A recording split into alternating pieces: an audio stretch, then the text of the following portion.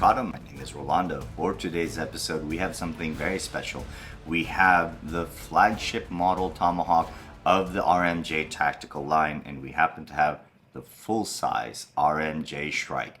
The RMJ Shrike, in my opinion, and also based on reputation, is the ultimate double-duty Tomahawk, which can handle the most extreme utilitarian tasks and serve under extreme combative contexts.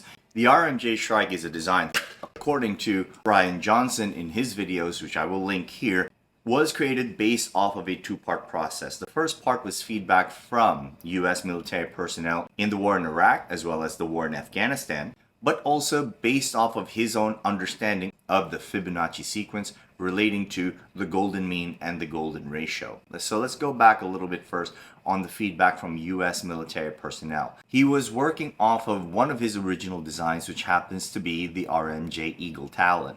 And a big part of the feedback that he received was one, that because of the extreme double duty capabilities of the RMJ Eagle Talon, part of what US military personnel was running into when they were cutting through drywall or cutting through doors, sometimes they would run into live wire, and as a result there would be some sort of electrocution going through the handle. So Ryan took that feedback and insulated the entire handle. The Tomahawk is completely forged, it is not stock removal, and the entire handle insulates the Tomahawk up till about maybe this part. The good thing about it is that this butt cap here is something that's removed, so US military personnel who happen to use it can actually take this part of the handle, and this is completely hollow all the way to probably about 3.5 to 4 inches, and you can put all types of things in there: paracord, matches, ferrule rods, or sharpening rods,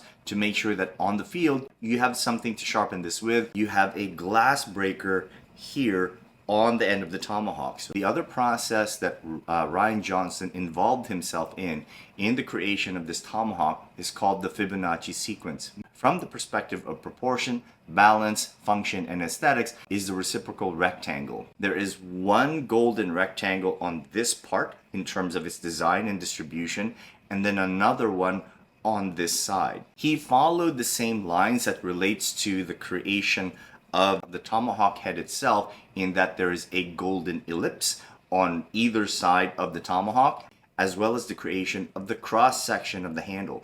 This contributes to the kind of lively yet neutral feel that I get when I hold the RMJ Shrike.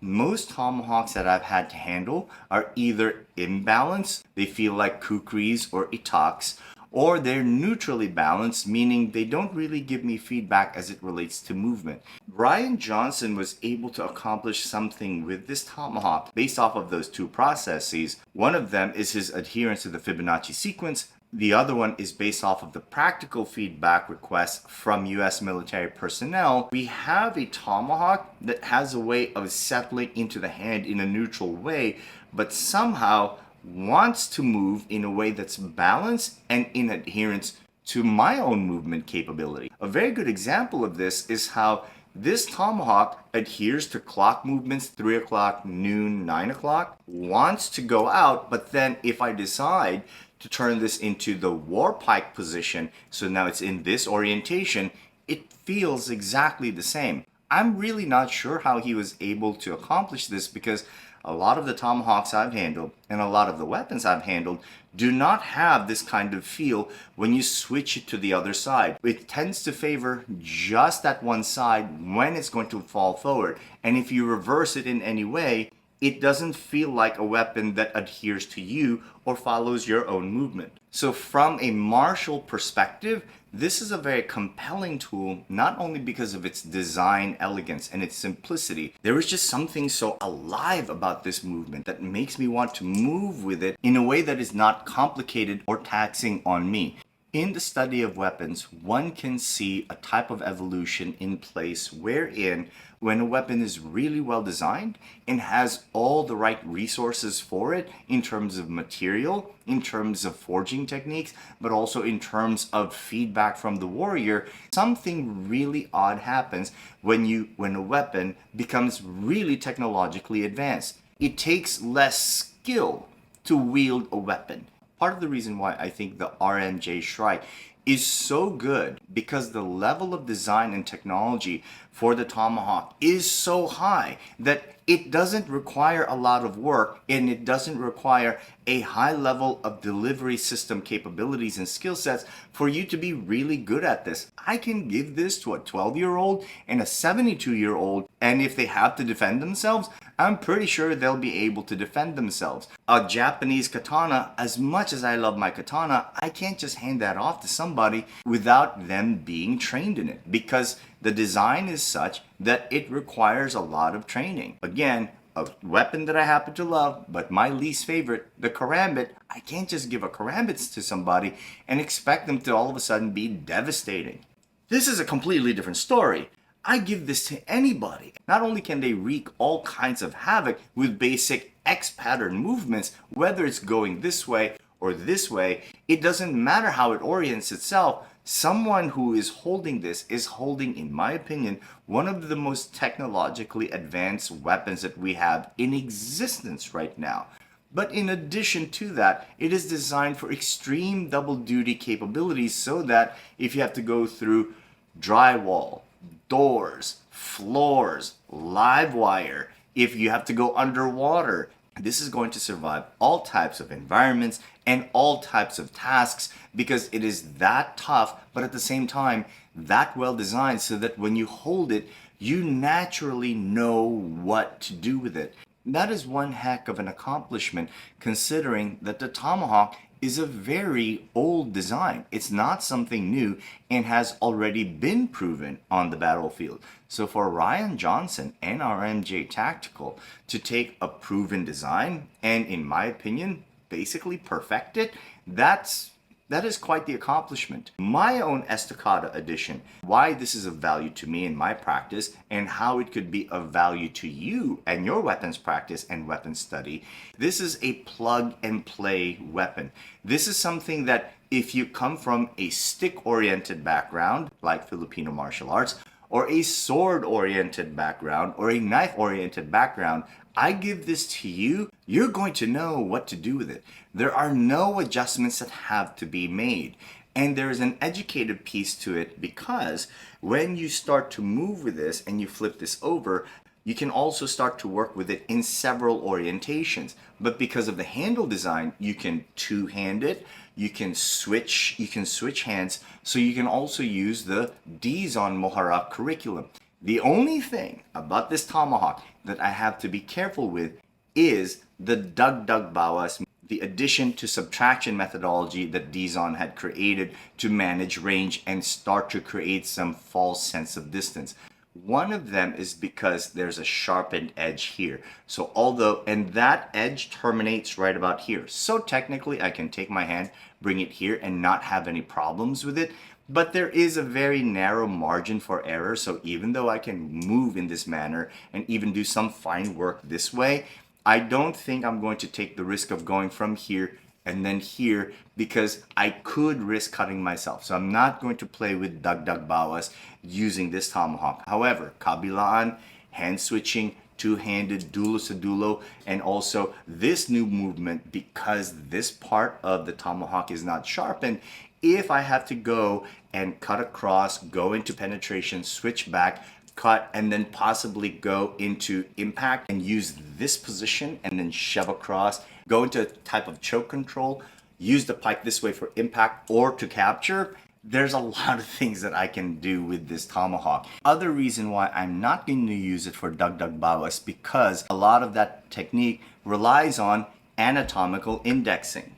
Let's take, for example, the Torona Ghost Compact. So I can hold it at the very end, do some long range work. If I'm going to go to short range, I can drop, punch into the target, but then if I want to go back and just one-handed going back into a long range, I can anatomically index the handle to myself, and now I'm in much longer range.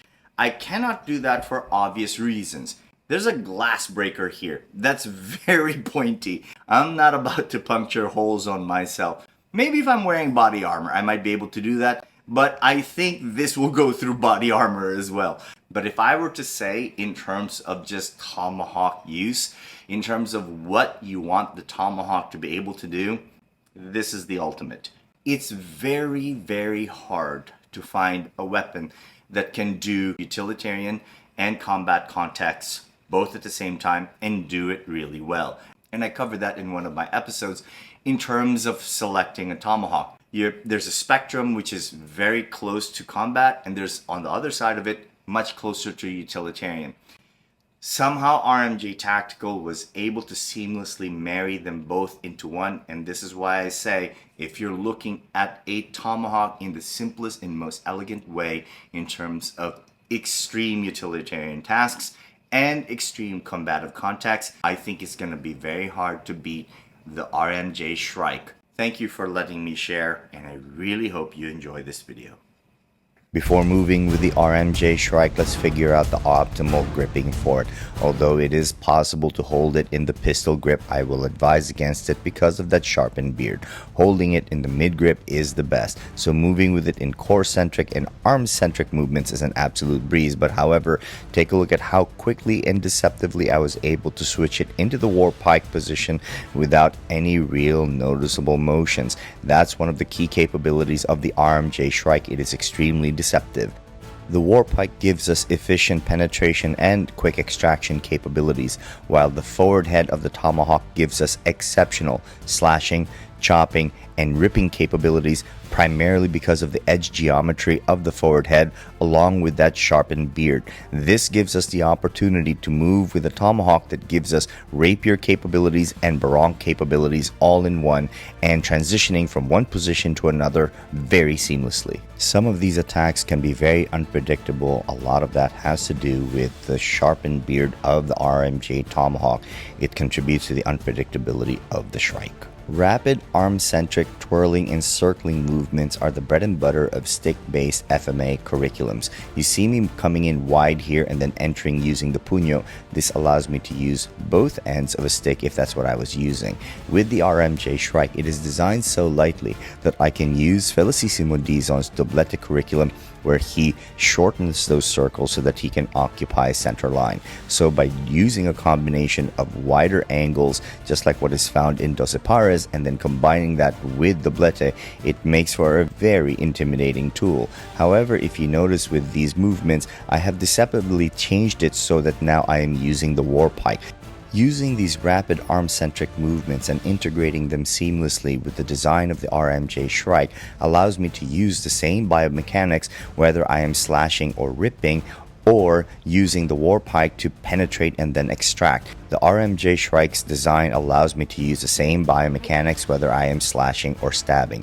The only time I would have to change my biomechanics and become more core-centric is if I'm coming in to use the beard of the Tomahawk so that I can go into close quarters. Same thing when I use the war pike, but I think that the RMJ Shrike really excels in long and mid-range simply because of its speed and versatility. Here you will see the Dizon system in full display using his interpretation of 12 pares with some application of doblete and mohara. So what you're seeing here is RMJ Shrike using the Dizon curriculum and methodology. Here I'm very comfortable using it very quickly in long and mid-range as I transition into some of the close quarter capabilities using the puño as well as the pike. I want to take the time to illustrate one of the key features of the RMJ Shrike, which is the sharpened beard. Normally with the Tomahawk without a sharpened beard, if you hit the opponent with the handle, there is no way to do any damage. However, with the sharpened beard, you can still hit them with the handle and then rip right through the limb, which will allow me to move fluidly in long and mid-range without any interruption. There's a great freedom that comes with moving with the RMJ Shrike, and it's not just because of the balance, but because of the safety that's built into it. Because most Tomahawks have a war pike that is too long and actually will hit me when I move with it, but here it does not have that capability because of its intelligent design. The more I move with the RMJ Shrike, I am finding that it is in fact curriculum agnostic. You see me moving with it using the Bowie knife curriculum, where I'm using snap cuts, back cuts, and reversos. So it is very clear that with the design of this Tomahawk, it is not just designed for one type of style. See that I'm even using a quasi-tet from Lacan, and it moves very freely. When I start to combine all of these movement capabilities with the RMJ Shrike, it is very liberating and very freeing to move with it. In many ways, I consider it the Jeet Kune Do of weapons, in that it is very liberating, which is the primary idea of Bruce Lee's philosophy.